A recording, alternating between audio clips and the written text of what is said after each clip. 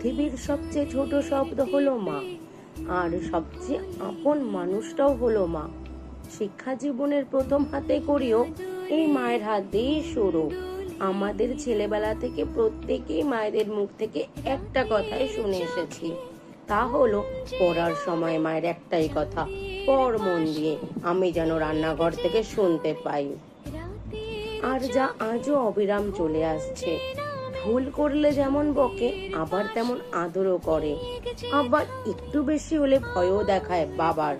বলে আজ আসুক তোর বাবা, দেখবি কেমন মজা, আর তোকে দেয় কেমন সাজা। পরিবারও আমাদের জন্য মায়েরা যে ত্যাগ করে, তার তুলনা কখনোই কোনো কিছুর সাথেই হয় না। মায়েদের ধৈর্যের পরিমাণ ও কাজের মাত্রা হলো অপরিসীম। দিন শেষে সবচেয়ে শান্তির জায়গাও হলো মা। তুমি কখনো যদি বিচলিত বা দিকভ্রস্ত হও, সবসময় সঠিক রাস্তা ঠিকই বার করে দেয় মায়েরা। সবকিছুর একটাই মুশকিল আসান, তা হলো মা। বড় বড় মাছ মাংসের টুকরো যে রান্না করে, সেই সবচেয়ে ছোট টুকরো নিজের পাতেই নেয়, আর সেই মানুষটাও হলো মা। পৃথিবীর সবার আসে ছুটি, নেই শুধু মায়েদের কোনো বিরতি। সত্যি বলতে কি, মায়েদের কোনো বিকল্পই হয় না। পৃথিবীতে এসেছিলাম একা, আর যাবো একা। মাঝখানে শুধু মারুপি এক ভগবানের সাথে দেখা।